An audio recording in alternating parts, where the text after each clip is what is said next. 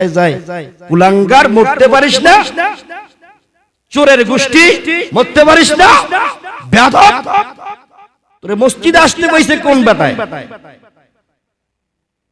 আমার জুতাটা চুরি করছে। কত বড় বেয়াদব, নেতার জুতা চুরি করে রে।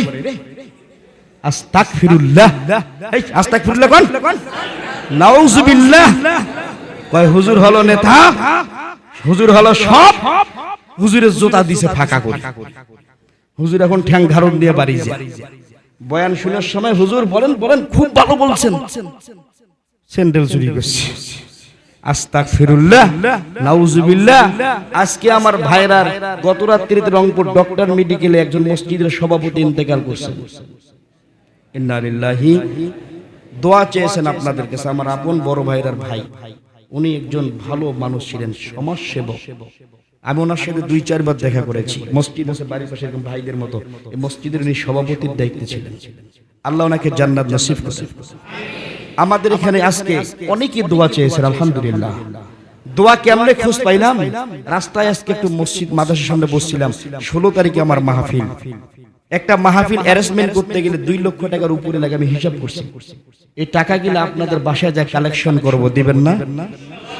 যদি না দেন মসজিদে কোন হুজুর যান না, আর যদি দেন তো 2 হাত উঁচু করে দেখান তো, দেখান তো ইনশাআল্লাহ, দেখান তো ইনশাআল্লাহ। আল্লাহ কবুল করেন, আল্লাহ কবুল করেন। হাত নামান। আমি 2-1 দিনের মধ্যে মহল্লাটা কালেকশন করব। তবে দেওয়ান সাহেবের কাছে আমার একটা অনুরোধ, দেওয়ান সাহেব একটু ম্যানেজার যারা কেয়ারটেকার আছে একটু খালি বলি দিবে যে একটু মাদ্রাসার জন্য হেল্প করেন।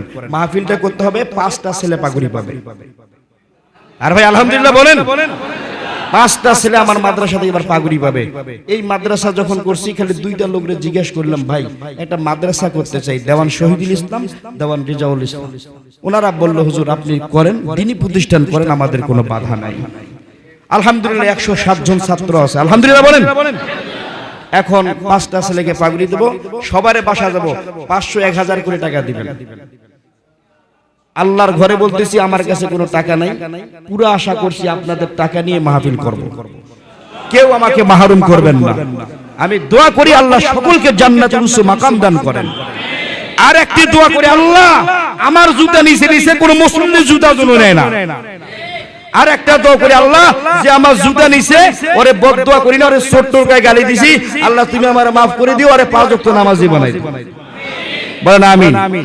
আরো জোরে বলেন আমিন। রাগ করছেন, গোসা হইছেন? আর এক ভাই দোয়া চাইছেন, ওনার বাচ্চা অসুস্থ। আর এক আমার ছাত্র দোয়া চাইছেন নামাজের, হুজুর আপনি একটু দোয়া করে দেন। কি হইছে বাবা? আমার দাদু পড়ে যায়, হাড় হাড্ডি ভাঙ্গি গেছে, আমার দাদুর জন্য দোয়া করে। আমি দোয়া করি আল্লাহ ওই মুরব্বিকে শেফায়ে আমেল আজিলা দান করেন।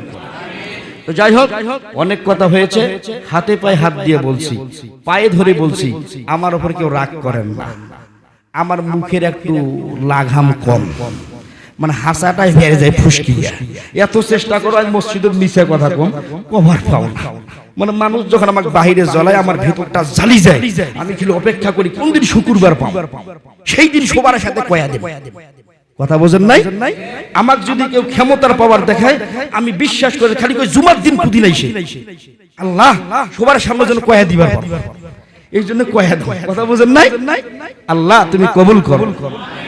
আর যারা কোরআনের উপরে মাতবাড়ি করতে চায়, আল্লাহ যদি তোমার দরবারে হেদায়েত থাকে, আল্লাহ তোমার পা ধরে হেদায়েত দিয়া ওই জালিম গিলারে ভালো করে দাও, ওই মুনাফিক গিলারে ভালো করে দাও। যদি তোমার দরবারে হেদায়েত না থাকে, আল্লাহ দিল খুলসা করি বলি, তোমার গজব দিয়ে এই নাস্তিকদেরকে ধ্বংস করে দাও। ঠিক না বেঠিক? ওয়া আখিরি দাওয়ানা আলহামদুলিল্লাহ।